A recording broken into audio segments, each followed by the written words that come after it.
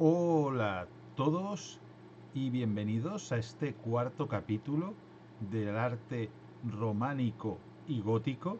Hoy vamos a continuar con la segunda parte de la escultura románica, viendo un breve vocabulario sobre la misma para conocer ciertos temas, ciertas cosas que se dan en la escultura románica.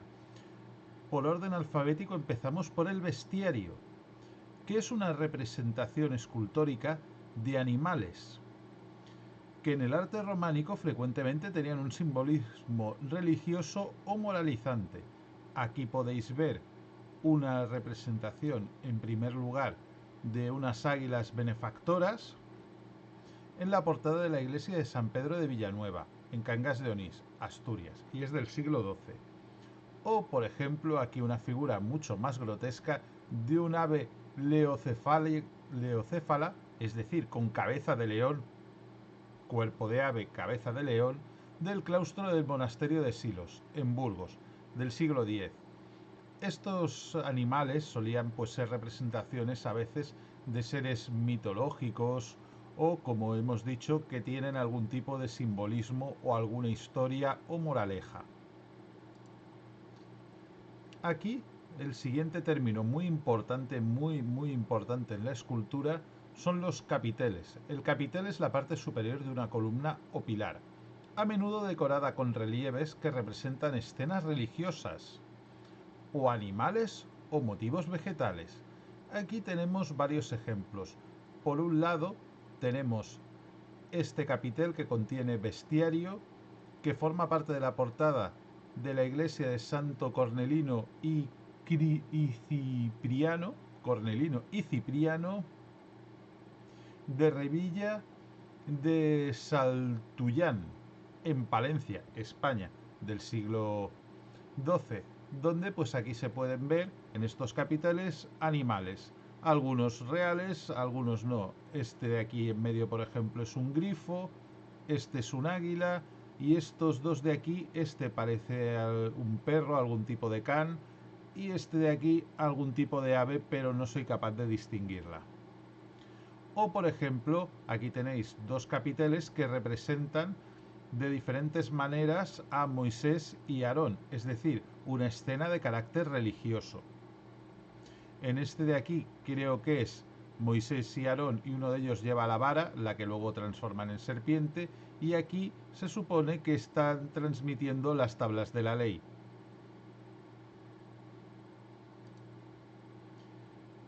El cimacio es una moldura decorativa que corona la parte superior de las columnas o pilares, utilizada en la escultura arquitectónica para dar un acabado ornamental. Aquí se puede ver uno de ellos, todo grabado, que formaba parte, es una moldura que se colocaba, en la parte superior de columnas o pilares.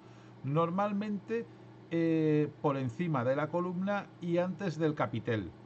Solía ser una pieza intermedia. Uno de los temas más predominantes de la escultura románica es el Cristo Majestad, representación escultórica de Cristo en posición dominante, sentado en su trono, generalmente con un gesto de bendición y rodeado por símbolos del poder divino. Aquí se pueden ver varias imágenes de esto. La primera de la portada de San Trófimo de Artés, en el sur de Francia. Aquí el Cristo Majestad de la Basílica de Saint-Sernin de Toulouse, también en Francia. Y aquí el Cristo de la Majestad del Tímpano del Baptisterio de Parma, en Italia. En todas estas imágenes podéis ver a Cristo sentado en un trono con una forma de la cual ya hablaremos más adelante, en forma de almendra, que ya hablaremos más adelante, posiblemente de aquí a uno o dos capítulos, en el tema de la pintura románica. Y alrededor figuras que representan parte del poder. Aquí figuras que les llevan libros, rollos, un trono, que también en todas se ve que está sentado en un trono, que es una figura que representa el poder. Los reyes se sentaban en un trono, pues en este caso Cristo se sienta en un trono celestial. También muchas veces lleva un libro o unas tablas de la ley, porque es el creador de las leyes. La escultura exenta es una escultura que se representa de manera independiente, no unida a la arquitectura, como estatuas o figuras aisladas. La mayoría de la escultura en el arte románico suele estar integrada dentro de una construcción y, por así decirlo, no es móvil, está fijada y forma parte de la construcción.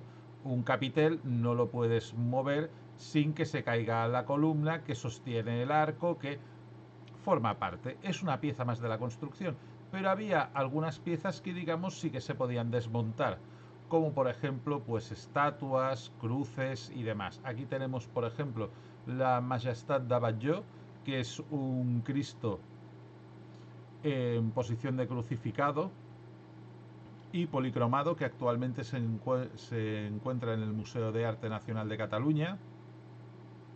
O por ejemplo la Mare de Déu de la Muntanya de Caraja en el Museo Diocesano de Urgell, que aquí pues veis es pues una virgen con el niño. Es una escultura que pues podría ser movida de un lado a otro. O por ejemplo este conjunto escultórico del monasterio de San Joan de las Abadesas, en el cual pues se ve cómo están bajando a Cristo de la cruz. Todos estos son esculturas que se podrían mover de un sitio a otro sin afectar a la edificación. La fachada es la parte exterior del edificio. Ya hemos hablado de ella en la parte de la arquitectura, pero aquí nos vamos a referir más a la parte escultórica, que en la escultura románica solía estar adornada con esculturas que narraban historias religiosas. Muchas veces solía ser como el lienzo principal, el lugar principal de realizar grandes representaciones escultóricas. Aquí podemos ver la iglesia de Notre-Dame la Grande en Poitiers, Francia, la cual se puede observar que está muy esculpida. Existe una gran cantidad de decoración escultórica a lo largo de la fachada. En cambio, por ejemplo, podemos ver la fachada románica de la iglesia de Santo Domingo en Soria, en España, que tiene una decoración escultórica, sobre todo capiteles, la portada y demás, pero es mucho más austera en comparación al ejemplo francés.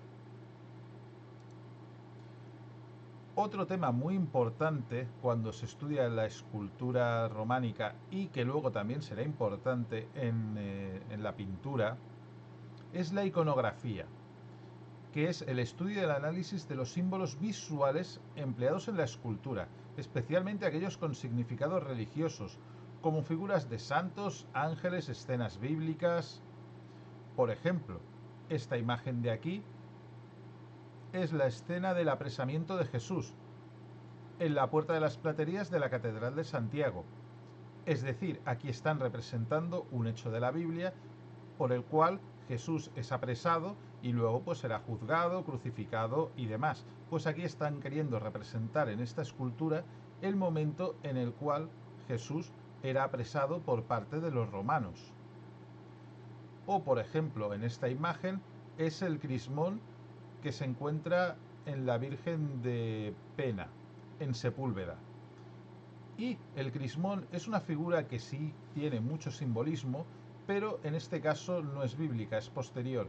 Representa las letras chi, la X, y ro, que es parecida a una P, que vio el emperador Constantino, se supone, antes de la batalla contra Magencio en el puente Milvio, y que representaba las iniciales de Cristo en griego, y entonces se utilizó como escudo de armas de dicho emperador en dicha batalla, y al vencer en esa batalla, hay la leyenda de que escuchó una voz que le dijo que con este símbolo, con este signo vencerás, pues pasó a formar parte de la iconografía religiosa cristiana.